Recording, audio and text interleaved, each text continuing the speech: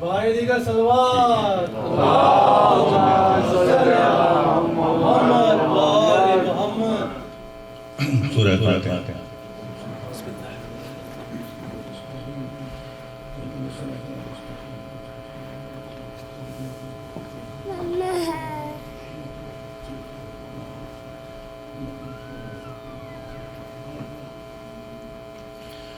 اعوذ باللہ السمیع العلیم من الشیطان اللعین الرجیم، بسم اللہ الرحمن الرحیم، الحمدللہ رب العالمین، الصلاۃ والسلام علی سید الانبیاء والمرسلین، سیدنا و نبینا و شفیعنا ابی القاسم محمد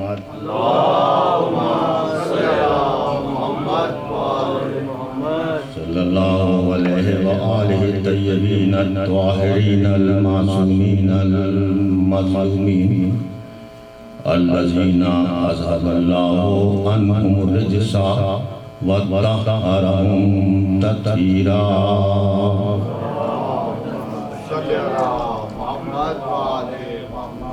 اما بعد فقد قال اللہ تعالی سبحانہ فی محکم کتابہ الحکیم وَهُوَ أَصْدَقُ الصَّادِقِينَ الْقَائِلِينَ وَقَوْلُهُ الْحَقُّ۔ بسم اللہ الرحمن الرحیم، یؤتی الحکمۃ من یشاء ومن یؤت الحکمۃ فقد اوتی خیرا کثیرا۔ سلام۔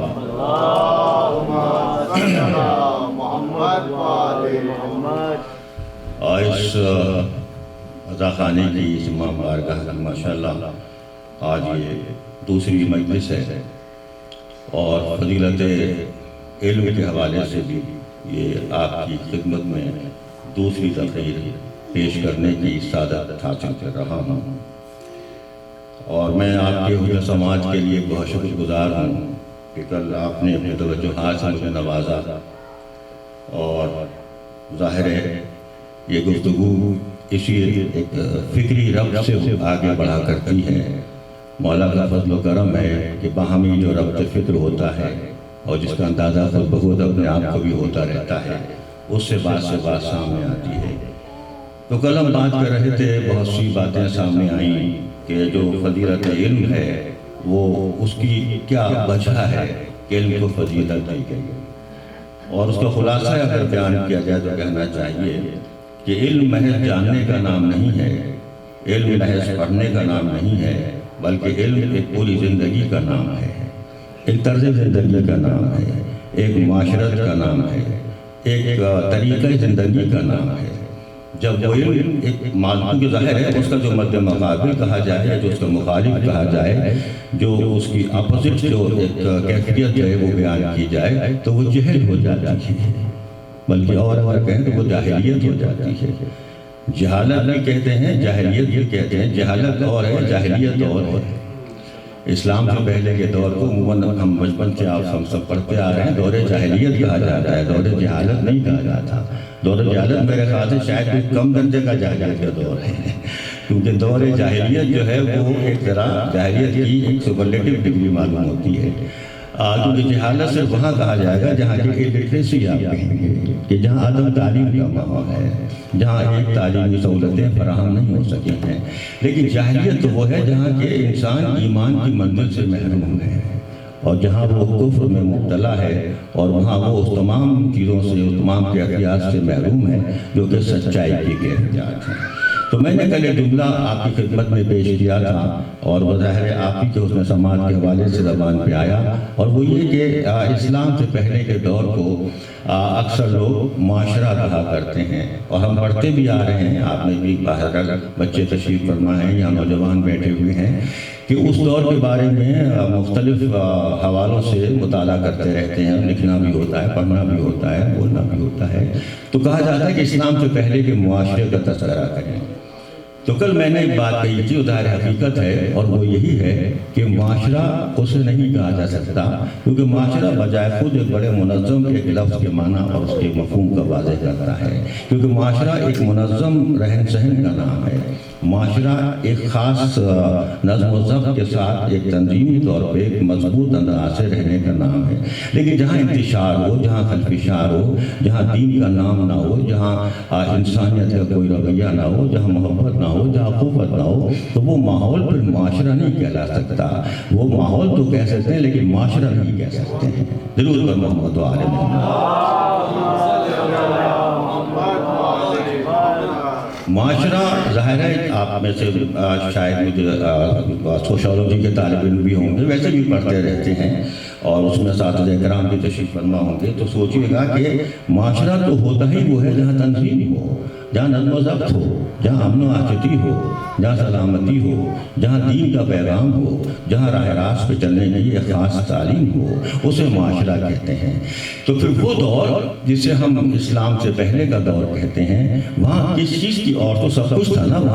وہاں سنگ تراشی بھی تھی، وہاں مصوری بھی تھی، وہاں شعر و شاعری بھی تھی، وہاں نثر بھی تھی، وہاں نظم بھی تھی، تمام چیزیں موجود تھیں، لیکن صرف کیا تھا کہ وہاں ایمان نہیں تھا، وہاں سچائی نہیں تھی، وہاں حقانیت نہیں تھی، وہاں تمام پر انسان کے درمیان محبت نہیں تھی، وہ ایک انسانی رویہ نہیں تھا جو کہ اسلام کی تعلیم کا خاصہ ہے۔ جب یہ سارا کچھ سامنے آ گیا تو پھر اب آپ دیکھیں اس ماحول میں جب وہ ہستی، اور ہستی کہنا بھی بہت کم لفظ ہے، وہ ہستی جو ہستی عظیم ترین ہے، حضرت محمد مصطفیٰ صلی اللہ علیہ وسلم، اس ماحول میں جو حقانیت کا پیغام دیا، تو ظاہر ہے آپ دیکھیں کتنا عظیم کام ہے۔ میری زبان تھک جائے، میری لغت ختم ہو جائے، میری وکیبلری جواب دے جائے، میرا انداز بیان ختم ہو جائے، لیکن میں اس کی تعریف وہاں کی مدح نہیں کر سکتا۔ ہمارے قلم کی روشنائی خشک ہو جائے لیکن ہم اس کو لکھ نہیں سکتے کہ دیکھیں اس ماحول میں جسے معاشرہ بھی کہہ نہیں سکتے، اس ماحول میں وہاں اللہ کی توحید، اللہ کی وحدانیت کا پیغام دینا، اور کتنا اہم کام تھا، کتنا مشکل کام تھا، جسے اللہ کے حبیب نے عمل میں لا کے دکھا دیا۔ اب اس ماحول میں ان کی توقعات تو کچھ اور تھی، گفتگو آگے بڑھی ایک آپ کی سماج کے نظر اور آپ کے حسن سماج کے حوالے سے، کہ ان کی فکر تو کچھ اور تھی۔ وہ فکر کیا، بلکہ سوچ یہی تھی کہ یہ کیا ہوا، وہ تو کچھ اور سوچ رہے تھے۔ ان کے خیال میں یہ آیا جب بعثت کا وقت آیا اور نبوت کا اعلان ہو رہا ہے، تو معاذ اللہ ایک خاص نقطہ فکر آپ کی سماعتوں کے لیے، اور وہ یہ غور کیجیے گا کہ اس ماحول میں جہاں کے انسان کی عزت نہیں، جہاں کے انسان کے معیار بلندی کچھ اور ہے، معیار عظمت کچھ اور ہے، جہاں انسان کی معیار برتری کچھ اور ہے، وہ ماحول ہی کچھ اور ہے، تو وہاں پہ جب ایک ہستی آئی، اللہ کا پیغام دیا، سچائی کا پیغام دیا، حقانیت کا پیغام دیا، تو پھر وہاں پہ لوگوں میں یہی کوچی مگوئیاں ہوئیں، یہی باتیں ہوتی رہیں کہ نعوذ باللہ معاذ اللہ کس غریب کے سپرد کر دیا یہ کام۔ نبوت دی تو کس کو دی ہے؟ جو یتیم ہے، جو غریب ہے، یعنی یہ میں اپنے الفاظ میں بیان کر رہا ہوں۔ تو ایک انداز فکر یہ سامنے آیا کہ ہاں اگر دینا تھا تو کسی دولت مند کو دیتے، کسی امیر کو دیتے۔ یہ بدقسمتی سے یہ اصطلاحات آج بھی ہمارے معاشرے میں موجود ہیں۔ میں جب انداز کی جملہ زبان سے آ گیا کہ کوتاہی ہے ہماری، سوچنے کی بات ہے، بچوں کو، بڑوں کو، سب کو سوچنے کا معاملہ ہے یہ کہ ہم نے لغت میں ان لفظوں کے معنی کو بدل کے نہیں رکھا، بلکہ اسی لفظ کے معنی کو آگے بڑھاتے چلے گئے۔ یہ کوتاہی ہے۔ تو کسی امیر کو دیتے، کسی دولت مند کو دیتے۔ آپ دیکھیں یہ صاحبان نے تشریف فرمایا تو میری جسارت ہوتی کہ میں کچھ باتیں اس انداز سے کروں، اور وہ یہ کہ یہ لفظوں کو بھی ہم نے محدود کر دیا، الفاظ کے معنی کو ہم نے محدود کر دیا۔ لغت میں بھی محدود نہیں، لیکن ہم نے ماحول میں اور معاشرے میں اس کو محدود کر دیا۔ دولت، اب اس دور کے لوگوں نے کہا یہ معاذ اللہ اگر نبی ہوتا تو کوئی دولت مند نبی ہوتا، کوئی دولت مند۔ ٹھیک ہے، وہ ان کی سوچ کے مطابق دولت کا مفہوم کچھ اور تھا، لیکن اسلامی سوچ کے مطابق دولت کا مفہوم کچھ اور ہے۔ درود بر محمد و آل محمد۔ دولت تو ایک کیفیت کا نام ہے، دولت تو ایک سرمایہ کا نام ہے۔ اب وہ سرمایہ نہ معلوم کہاں سے یہ چیز آ گئی، مجھے نہیں پتا اس کا روٹ کہاں پر ہے اور کہاں سے پہنچا ہے، کس نے لا کے یہ پھیلا دیا کہ دولت ہمارے یہاں لفظ، اب اس کی وضاحت کی ضرورت نہیں ہے۔ اگر آپ کہیں کہ دولت مند ہے، یہ بڑا دولت مند ہے، اس کا مطلب کیا ہے کہ بڑا روپے پیسے والا ہے، بہت مالدار ہے۔ مالدار بھی یہ لفظ آ گیا، دیکھیں یہ بھی لفظ چلتا ہے، بہت مالدار ہے، یہ اصطلاح وہاں سے چلی کہ دیکھیں یہ بہت دولت مند آدمی ہوتا تو ٹھیک ہے معاذ اللہ، لیکن ہاں اب دیکھیں تو دولت کے معنی صرف یہ تھے کہ وہ کہ جس کے پاس روپیہ پیسہ ہے۔ درود بر محمد و آل محمد۔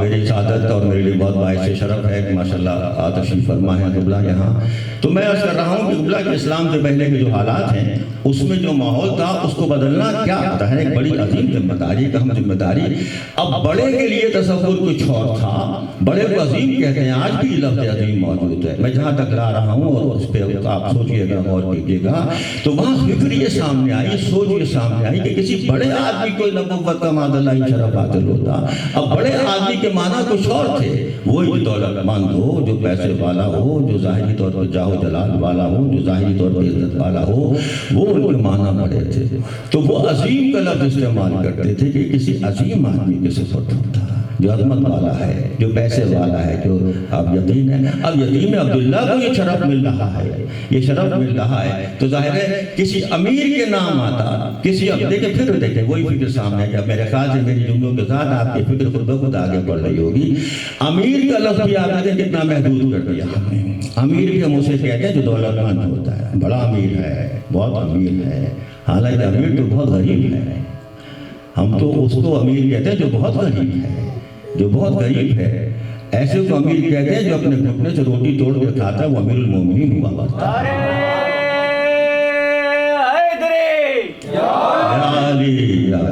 تو دیکھیں نا، ہم نے تو امیر کے لفظ کو بھی محدود کر دیا، اس میں بچے بھی امیر کہیں گے، امیر ہے، بہت امیر ہے۔ امیر کے معنی دولت مند، یہ عام معنی جو کہ ظاہر ہے ایک فکری اعتبار سے غلط معنی ہو جاتے ہیں۔ تو امارت صرف یہی نہیں ہے کہ امارت وہ ہو کہ جس کے پاس دولت کے ڈھیر لگے ہوں، دولت سے مراد یعنی مال و زر کے ڈھیر لگے ہوں۔ لیکن اب امیر بھی وہی لفظ اختیار کر گیا کہ کوئی امیر ہوتا، لیکن ہم تو اس امیر کو ماننے والے جس پہ ہزاروں بادشاہ نثار ہو جائیں۔ وہ امیر ہے کہ دیکھیں وہ ایک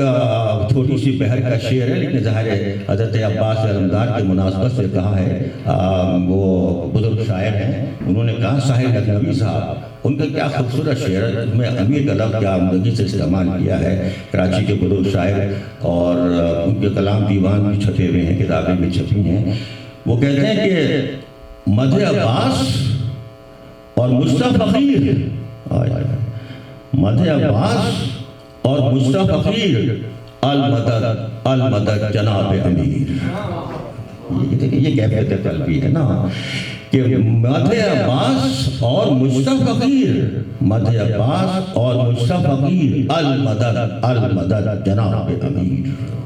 اب جناب امیر کے بعد اب کوئی وضاحت طلب نہیں ہے۔ میں کہتا ہوں جن کا عقیدہ نہیں ہے اور جو ظاہر واقفیت نہیں رکھتے، جو ان کتابوں تک نہیں پہنچ پاتے، جو ان مجالس و محافل سے محروم رہ جاتے ہیں، اگر ان کے سامنے بھی بات کی جائے تو وہ کہیں کسی بھی کیفیت قلبی کے ساتھ، لیکن کہیں گے یہی کہ جناب امیر وہی ہے جن کا نام علی بن ابی طالب علیہ السلام ہے۔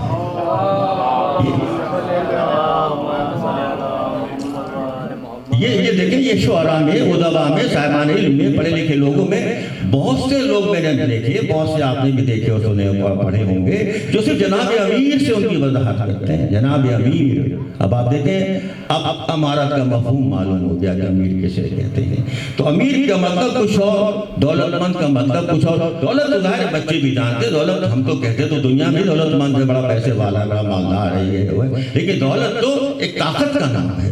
دولت ایک توانائی کا نام ہے۔ اب وہ دولت علم کی دولت بھی ہو سکتی ہے، وہ دولت صبر کی دولت بھی ہو سکتی ہے، وہ دولت سچائی کی دولت بھی ہو سکتی ہے۔ بہت الفاظ آپ کہتے جائیے، آپ کی لغت آپ کا ساتھ دیتی چلی جائے گی۔ وہ دولت کردار کی دولت بھی ہو سکتی ہے، وہ دولت حقانیت کی دولت بھی ہو سکتی ہے، اور سب سے بڑھ کر وہ دولت ایمان کی دولت بھی ہو سکتی ہے۔ درود محمد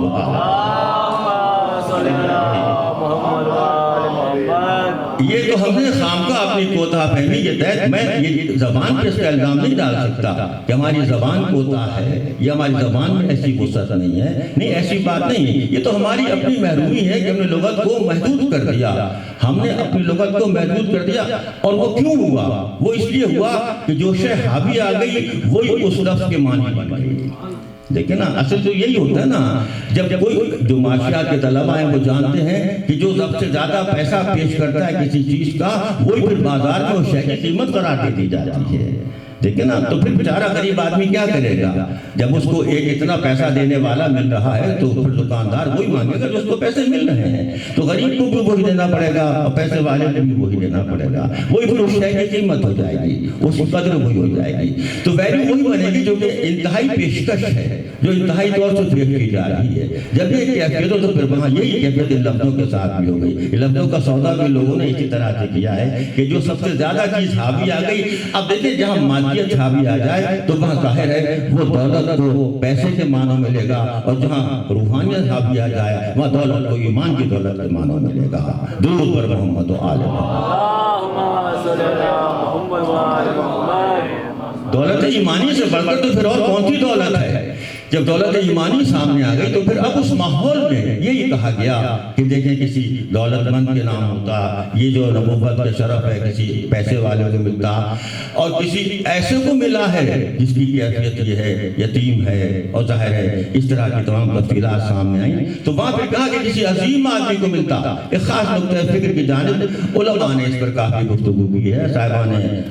علم نے اس پر کافی لکھا ہے، ایک کتابوں کی کتابیں جمع ہیں اس پر کہ عظمت کا معیار کیا ہے، عظمت کے معنی کیا ہیں، اور فضیلت کے معنی کیا ہیں۔ لیکن نا چونکہ ہم فضیلت علم پہ گفتگو کر رہے ہیں، براہ راست گفتگو ہو رہی ہے اور بالواسطہ گفتگو ہو رہی ہے، غور کیجئے گا کہ اب یہاں پہ معلوم ہوا کہ فضیلت کیا ہے۔ جب یہ کہا گیا کہ کسی عظیم آدمی کو دیتے، یہ شرف کسی عظیم آدمی کو ملتا، کسی بڑے آدمی کو ملتا، دیکھیں ایک اور لفظ آ گیا، ایک اور لفظ آ گیا بچوں کے لیے، بڑا آدمی۔ ابھی آج بڑا آدمی آ رہا ہے، بڑا آدمی ہے، بڑے آدمی کا تصور بھی وہی ہو گیا، عہدے میں بڑا ہے، جاہ و شم میں بڑا ہے، جاہ و جلال میں بڑا ہے، یہ ہے وہ ہے، ایسا ہے ویسا ہے۔ اس کے لیے اور انگریزی میں بہت سے الفاظ ایجاد کر لیے گئے ہیں، مصنوعی قسم کے عجیب سے الفاظ، تو بہت سے معنی اس میں کیا، تو یہ چیزیں وہ ہیں جو کہ معنویت کے حامل ہے، لیکن ہم نے اس کو اور معنی پہنا دیا کہ بڑا آدمی ہے، وہ بہت بڑا آدمی ہے، چاہے انتہائی تھرڈ کلاس آدمی ہو لیکن بڑا آدمی ہے، کیونکہ وہ اس کے پاس پیسہ زیادہ ہے، اس کے پاس عہدہ بہت بڑا ہے، اس کا اختیار بہت ہے، وہ لوگوں کو دبا سکتا ہے، لوگوں کا کام خراب بھی کر سکتا ہے، لوگوں کو کام بنا بھی سکتا ہے، تو ظاہر اس سے بڑا آدمی کون ہوگا پھر؟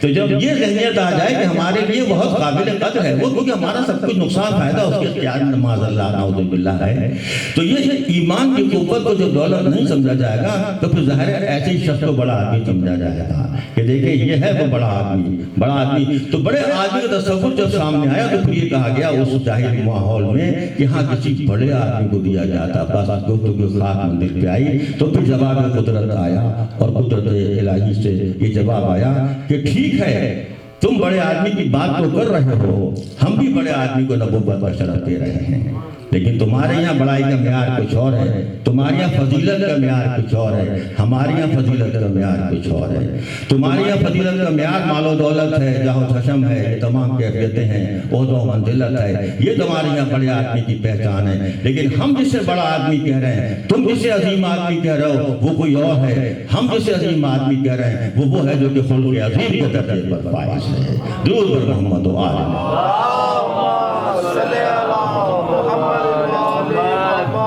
یہ ہے کہ وَإِنَّكَ لَعَلَىٰ خُلُقٍ عَظِيمٍ، یہاں ہم نے تمہیں خلق عظیم کے درجے پر فائز کیا۔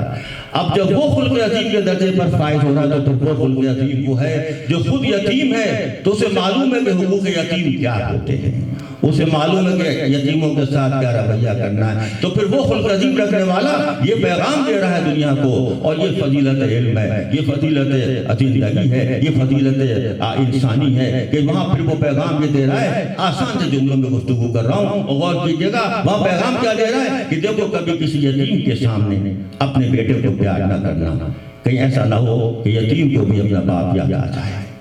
یہ ہے انسانیت کا پیغام، جہاں معلوم ہوتا ہے کہ دیکھو ہم اس تمام کیفیت کو محسوس کریں جو انسانی قلب کی کیفیت ہے، قلب انسانی کی کیفیت ہے۔ جب یہ کیفیت سامنے آئی تو معلوم ہوا کہ پھر وہ ہستی وہ ہے جس نے بتایا کہ عظمت کے معنی کیا ہے، معیار عظمت کیا ہے، معیار عظمت کیا ہے، معیار فضیلت کیا ہے۔ معیار فضیلت اب یہاں علم آ رہا ہے۔ اچھا پھر وہ کیفیت کہ اب میں عام لفظوں میں باتیں کر رہا ہوں، ظاہر ہے میں اپنے ماحول کے لحاظ سے باتیں کر رہا ہوں، کہ وہ ہستی جس کے بارے میں جس نے خود کہا کہ تم نے 40 سال مجھ کو دیکھا ہے، میں نے کبھی کسی سے پڑھا تو نہیں ہے، میں نے کبھی کسی سے پڑھا تو نہیں ہے۔ اپنے لفظوں میں اگر کہوں نعوذ باللہ انتہائی گستاخ معذرت کے ساتھ کہوں گا جملہ کہ میں نے کسی اسکول یا کالج میں داخلہ تو نہیں لیا،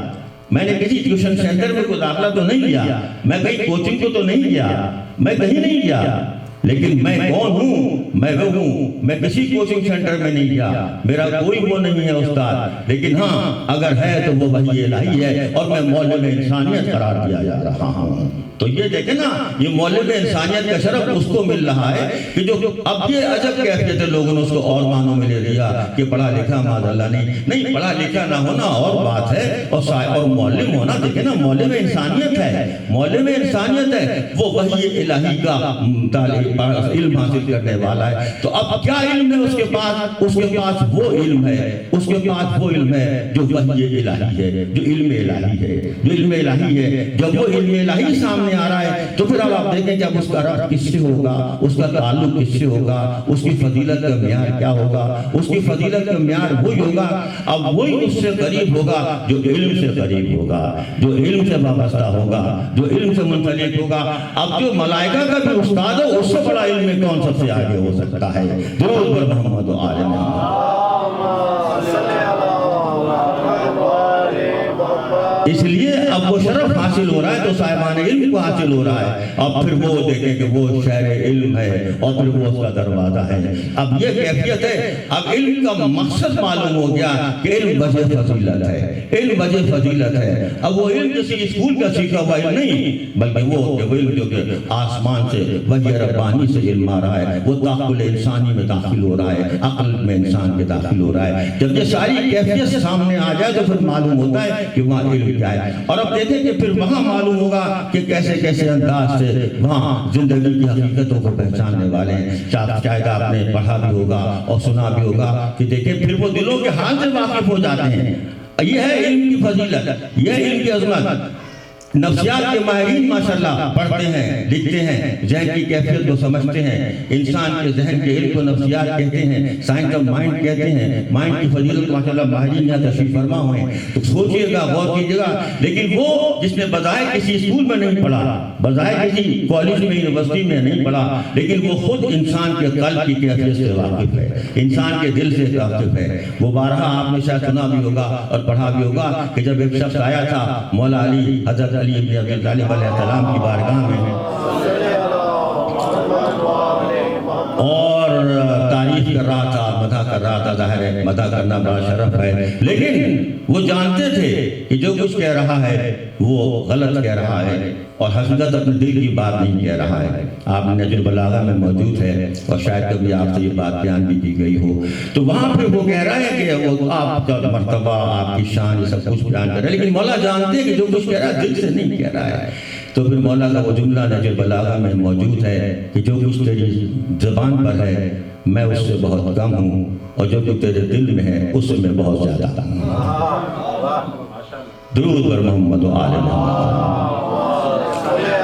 یہ ہے فضیلت علم، یہ ہے فضیلت علم کہ جہاں وہ وابستگی ہے، یا علی،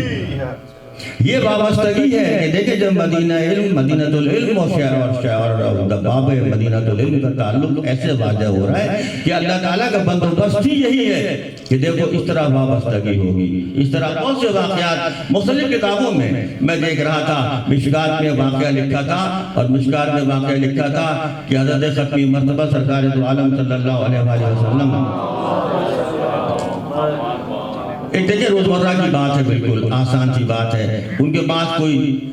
ایک اچھی ڈش سامنے آئی تھی، اپنے لفظوں میں باتیں کر رہا ہوں، کوئی دل بہت ہی یعنی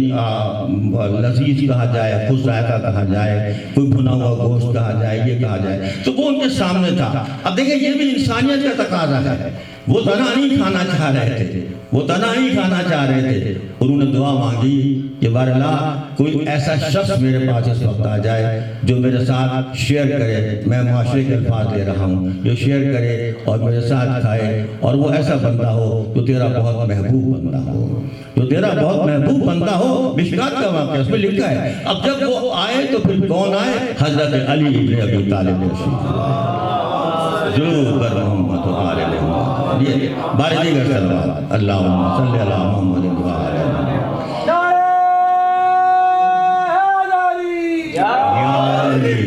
یہ ہے فضیلت کہ دیکھیں جہاں صاحب علم کی، اور یہ ویسے بھی نفسیاتی تقاضا بھی ہے، وہ کہتے ہیں نا یہ تو خیر دیکھیں تو منصب الہی ہے، منصب عطا الہی ہے، مناسب عطا الہی ہے، لیکن ویسے بھی دیکھیں کہ انسان کنت ہم جنس باہم جنس برباد والی بات ہے نا، تو وہ تو پھر انسان جہاں اپنی کیفیت دیکھتا ہے تو پھر وہاں وہی ہے کہ اگر وہ سرگوشی بھی کر رہے ہیں تو وہ حضرت علی بن ابی طالب سے کر رہے ہیں، اور وہاں جب حضرت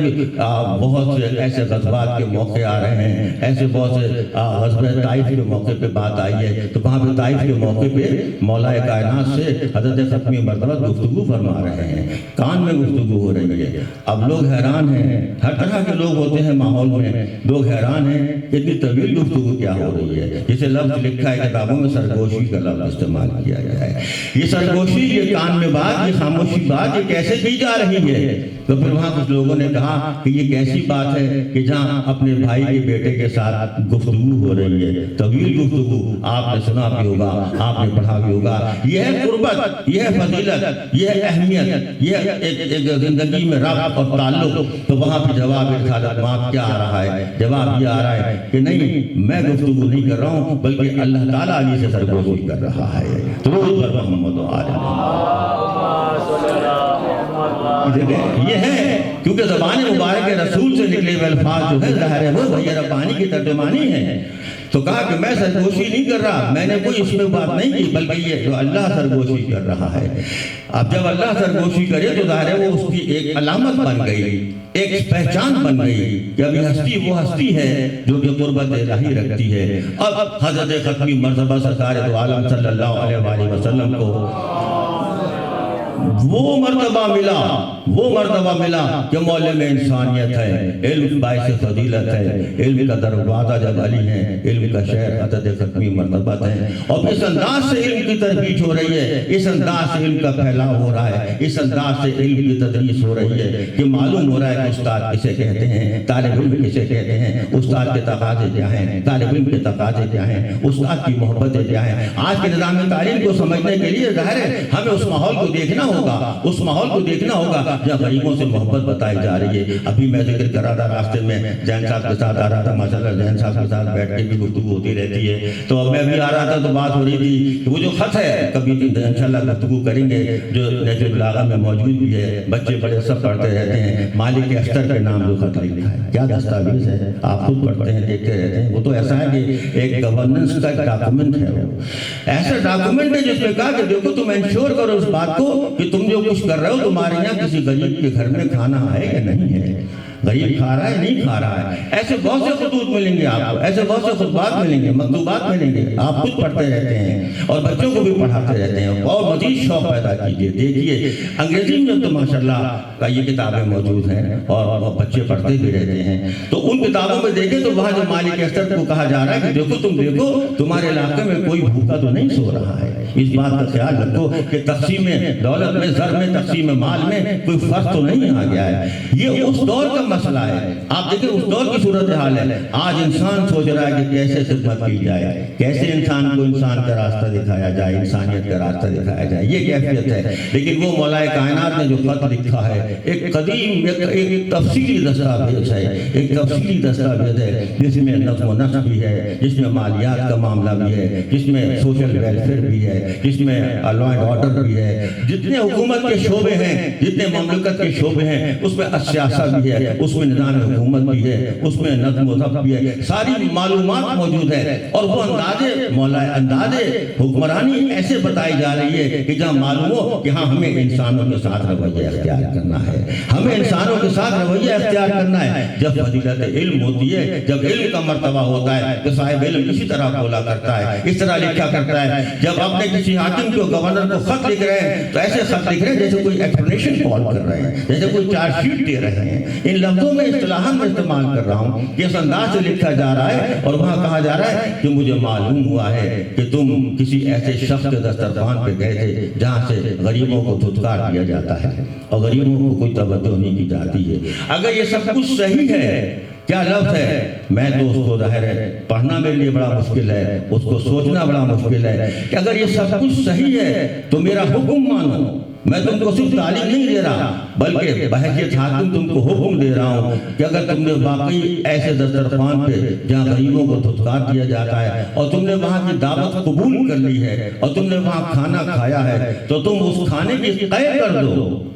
الٹی کر دو، کیا لفظ ہے، اس کو وومٹ کر دو۔ یہ تمام اصطلاحات موجود ہیں۔ تو جب یہ زندگی آ جائے تو وہاں معلوم ہوتا ہے کہ حکمرانی کسے کہتے ہیں، نظم و ضبط کسے کہتے ہیں۔ یہ فضیلت علم ہے، یہ عالم کی شان ہے، یہ عالم کی شان ہے جہاں علم الہی کا راستہ آ رہا ہو، جہاں معلوم ہو کہ ہاں حکم الہی کیا ہے۔ جب یہ کیفیت ہو تو پھر وہاں معلوم ہوتا ہے کہ ہاں جہاں جہاں جا رہے ہیں۔ اب گفتگو آگے بڑھی، دار وقت محدود ہے، آپ حضرات بھی اور مصروفیتوں میں بھی رہے۔ آگے مجالس مجھے بتایا گیا کہ مجالس ہو رہی ہیں، ماشاءاللہ ظاہر ہے جامع ہیں۔ تو اب جب مسئلہ علم کا آئے تو آپ دیکھیں کہ صاحبان علم جہاں جہاں جا رہے ہیں وہاں قرآن کی بات ہو رہی ہے، موت کی بات ہو رہی ہے، حیات بعد الموت کی بات ہو رہی ہے، زندگی کی بات ہو رہی ہے۔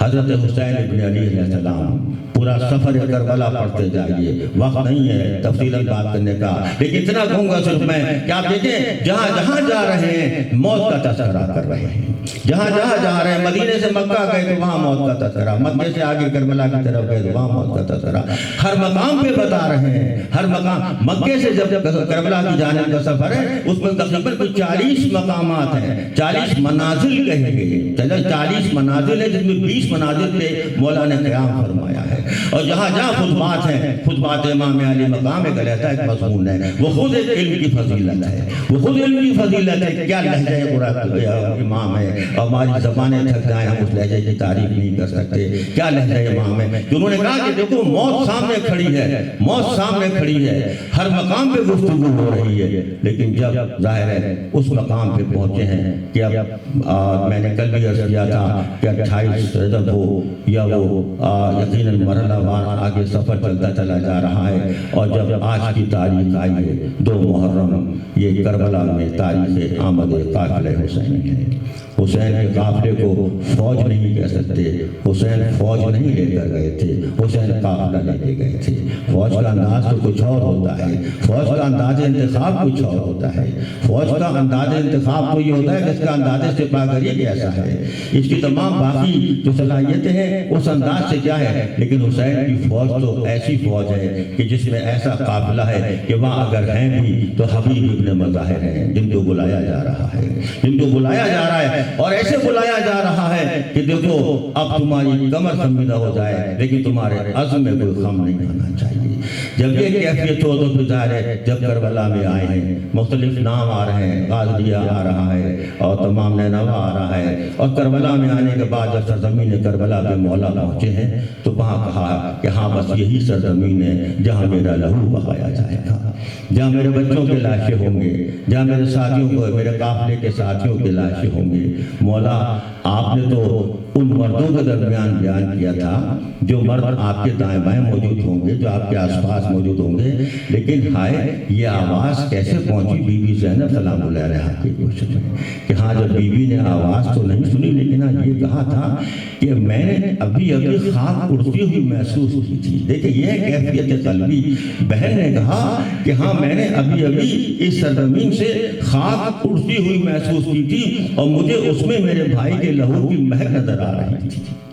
کیا محسوس ہو رہی تھی؟ یہ ایک کیفیت ہے، یہ کیفیت قلبی ہے کہ میری زمین سے، اس کربلا کی سرزمین سے وہ خوشبو آ رہی تھی جو حسین کے لہو کی خوشبو ہے۔ مولا آپ کربلا کی سرزمین پہ آئے، آپ نے بہن کو اس انداز سے ظاہر ہے محسوس کرتے ہوئے دیکھا ہوگا اور سنا ہوگا، اور پھر کیفیت کیا تھی کہ کہا جا رہا ہے کہ قافلہ یہاں نہیں ٹھہرے گا، پانی سے دور جائے گا۔ اب تمام غضب کیفیت اور تفصیلی واقعات ہیں، جناب زہیر بن قین تلوار نکال رہے ہیں۔ اب وہاں پھر جناب زینب کا کردار سامنے آ رہا ہے۔ مولا حسین اپنی حکمت عملی بتا رہے ہیں، علم کی فضیلت بتا رہے ہیں۔ علم امن کا پیغام ہے، علم امن کا پیغام ہے۔ حسین جنگ کرنے نہیں آئے ہیں، حسین امن کے قیام کے لیے آخری وقت تک کوشش کر رہے ہیں۔ حسین نے کہا کہ زہیر بن قین تلوار نکال رہے ہیں، جناب زینب سے کہا کہ ذرا عباس کو سنبھالنا، ایسا نہ ہو کہ کہیں ماحول ایسا بن جائے، کیونکہ میں یہ نہیں چاہتا کہ جنگ کا آغاز ہماری جانب سے ہو، جنگ کا آغاز ہماری جانب سے ہو۔ تو مولا یہ صبر کا پیمانہ ہے، یہ صبر کی کیفیت ہے۔ حسین آج آپ کربلا پہنچے، لیکن آپ کی آنکھوں میں منظر تو آ رہا ہوگا کہ کربلا کی سرزمین ہے، اور یہی سرزمین ہے جہاں آپ کے بچوں کے لاشیں ہوں گے، جہاں آپ کے بھتیجے کے لاشیں ہوگا، جہاں آپ کے عزیزوں کے لاشیں ہوں گے۔ ہائے مولا حسین، کربلا کی سرزمین ہے، آپ مہمانوں کا بندوبست کر رہے ہیں، آپ مہمانوں کے آنے کا اہتمام کر رہے ہیں، آپ زمین پر ٹھہرنے کا بندوبست کر رہے ہیں، آپ اسلامی اقدار کو متعارف کرا رہے ہیں، آپ فضیلت علم کو واضح کر رہے ہیں، اور بتا رہے ہیں کہ مجھے معلوم ہے کہ یہاں میرا خون بہے گا، مجھے معلوم ہے کہ یہاں پر مصائب و آلام کے پہاڑ کھڑے ہوں گے، یہاں پر میری بیویوں کے ساتھ کیا مظالم ہوں گے مجھے معلوم ہے۔ لیکن حسین بڑے صبر کے ساتھ، اور اس راستے میں جب معلوم ہوا تھا کہ جناب مسلم کی شہادت ہوئی، لیکن معاذ اللہ کیا پائے سے بات میں لفظ آنے کا سوال کیا تھا؟ حسین آگے بڑھتے چلے گئے، حسین آگے بڑھتے چلے گئے، اور جب سرزمین کربلا پہ آئے ہیں تو وہاں یہی کہہ رہے ہیں کہ ہم تمام تر مصیبتوں کا مقابلہ کریں گے۔ حسین صبر کی قوت کے ساتھ، جناب علامہ علی نقوی صاحب اللہ مقاموں کو جملہ زبان پر آ رہا ہے، کہتے ہیں کہ لوگ کہتے تھے کہ ہاں ایک طرف ظلم اپنی انتہا پہ تھا اور ایک طرف صبر اپنی انتہا پہ تھا۔ علامہ اللہ مقاموں فرماتے ہیں کہ ہاں یہ ماننے کو میں تیار ہوں کہ ظلم اپنی انتہا پہ تھا، لیکن یہ نہیں مان سکتا کہ حسین کا صبر اپنی انتہا پہ تھا۔ حسین کے دامن میں صبر کے پھول ابھی باقی تھے۔ تو مولا جب کربلا پہنچے ہیں اور علم کے ساتھ شہادت، علم کے ساتھ شہادت ایک ایسا مضمون ہے، کبھی گفتگو ہوگی کہ ارادت کے ساتھ شہادت، کہ معلوم ہے کہ کیا مسائل ہوں گے، معلوم ہوں گے کہ کیا مصیبتیں آئیں گی، لیکن ہاں جب بہن کو دیکھا کہ سوگوار ہے، اور تاریخ کربلا میں لکھا ہے کہ بہن زینب کبھی بھی اس طرح سے غش میں نہیں آئی جیسی اس وقت آئی ہیں جب یہ خوشبو سونگی ہے حسین کے لہو کی خوشبو، تو پھر ظاہر ہے اس وقت ایسی غش میں آئی ہے۔ ہائے بی بی، ایک وہ وقت تھا جب کربلا میں آ رہے ہیں آپ کے قافلے والے، آپ کے ساتھی، اور ایک وقت وہ ہے جب کربلا سے روانگی کا وقت آ رہا ہے، قسمہ پرسی کا عالم ہے، تنہائی کا عالم ہے، اور وہاں کہتے ہیں کہ بی بی کہہ رہی ہے کہ سب کو تو میں نے سوار کرا دیا، اب مجھے کون سوار کرائے گا، اب مجھے کون سوار کرائے گا؟ میرا جی کہتا ہے سیدھے سے جا کے کہا ہوگا پھوپھی اماں میں آپ کو سوار کراتا ہوں، میں تصوراتی دنیا میں جا رہا ہوں، میں مسائب میں ظاہر کسی ترتیب کا قائل نہیں، مسائب تو بے ساختہ ایک کیفیت کا نام ہے۔ مولا آپ کربلا پہنچے ہیں، آپ کے سامنے کتنی کربلا نظر آ رہی ہے، آپ کو عباس کے کٹے ہوئے بازو نظر آ رہے ہوں گے، آپ کو قاسم کا لاشا پامال ہوتا ہوا نظر آ رہا ہوگا، آپ کو علی اکبر کے گلے میں لگا ہوا تیر نظر آ رہا ہوگا، آپ کو علی اکبر کے سینے میں برچھی لگی نظر آ رہی ہوگی۔ مولا آپ کی آنکھوں کے سامنے یہ سارے مناظر ہوں گے، آپ کے سامنے یہ سارے مناظر ہوں گے، اور یہ مناظر بھی سامنے ہوں گے جب آپ مکے سے روانہ ہو رہے ہیں۔ تو عبداللہ ابن عباس نے کہا تھا کہ ہاں اگر آپ جا رہے ہیں تو بیویوں کو کیوں لے کے جا رہے ہیں، ارے ان کو چھوڑ جائیے۔ پھر حسین نے کہا نہیں، یہی تو میرے ساتھ سرمایہ علم ہے، اور آج آپ دیکھ لیں کربلا پہنچی ہے جو زینب کے ذریعے سے پہنچی ہے، بی بی زینب مورخہ کربلا ہے، بی بی زینب راویہ کربلا ہے۔ ہائے کربلا، حسین پہنچے ہیں تو تو صرف مذہب نہیں کربلا آ رہی بلکہ کربلا کے مناظر سامنے آ رہے ہیں، تمام شہادتیں سامنے آ رہی ہیں۔ اور جب کربلا میں حسین پہنچے ہیں تو حسین کے سامنے وہ آواز بھی آ رہی ہے، میں عجب تصورات کی دنیا میں جا رہا ہوں اور کربلا کے مناظر کو اس طرح سوچ رہا ہوں کہ مولا پر کیا عالم ہوگا، مولا پہ کیا گزرا ہوگا، کیا کیفیت ہوگی جب مولا سوچ رہے ہوں گے کہ سارے شہید ہو گئے۔ اب کربلا میں ایک آواز ہے، لکھنے والے لکھیں، سوچنے والے سوچیں، صاحبان فکر اس پہ تفکر کریں اور غور کریں۔ کربلا میں حسین کی آواز ہے، حل من ناصر ینصرنا، ارے کوئی ہے جو میری مدد کو آئے۔ کربلا تنہائی کا نام ہے اور تنہائی کی قوت کا نام ہے۔ آئے مولا کربلا آج پہنچے ہیں، 2 محرم ہے، 3 محرم کل ہوگی، بندش آپ کا آغاز ہوگا۔ لیکن ہائے بہن زینب کہہ رہی ہے کہ بھائی آپ یہاں مجھے غش آ رہا ہے، مصیبت آ رہی ہے، لیکن ہم اپنے پائے صفات میں لغزش نہیں آنے دیں گے اور کربلا میں اپنے ماتم کریں گے، اپنے عزیزوں کا ماتم کریں گے، اپنے شہیدوں کا ماتم کریں گے۔ ماتم حسین۔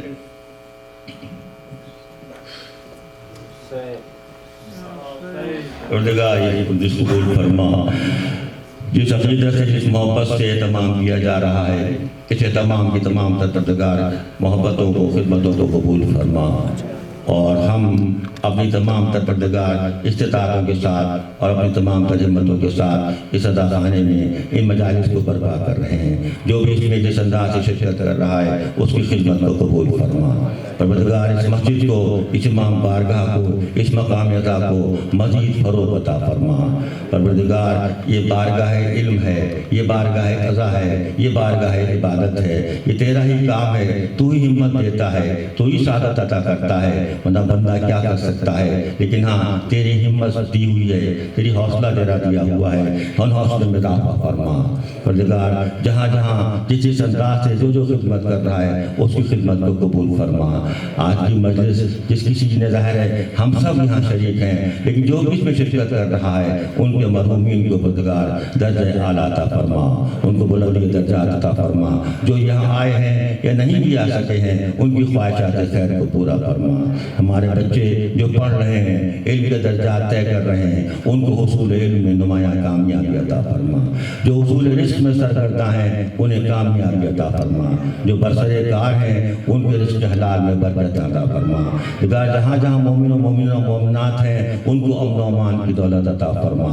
پروردگار جہاں جہاں ذاکرین عظام، علماء کرام اور ہمارے بزرگ ہیں، پروردگار ان کو ایک حیات طول عطا فرما اور ان کا سایہ ہمارے سروں پر قائم رہتا۔ پروردگار ہم تمام کوتاہیوں کے ساتھ یہاں حاضر ہوتے ہیں، ہماری استطاعت میں اضافہ فرما، ہماری توفیقات میں اضافہ فرما، ہماری ہمتوں میں اضافہ فرما، امام زمانہ کے ظہور میں تعجیل فرما اور ہمیں ان کے انصار و عوان میں شمار فرما۔ ربنا تقبل منا انکا انت السمیع العلیم بحق محمد و آل محمد صلی اللہ علیہ وسلم۔ ایک بار سورہ فاتحہ اور 3 بار سورہ اخلاص کی تلاوت برائے مرحومین جنہوں نے مجلس منعقد کی ان کے لیے اور تمام جو یہاں حاضرین ہیں ان کے مرحومین کے لیے ایک بار سورہ فاتحہ اور 3 بار سورہ اخلاص کی تلاوت۔ بسم اللہ الرحمن الرحیم، اللہم صلی اللہ علیہ وسلم، بسم اللہ الرحمن الرحیم۔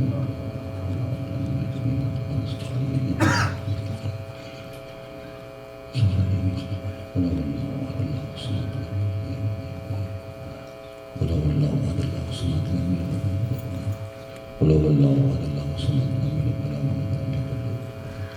ولم يولد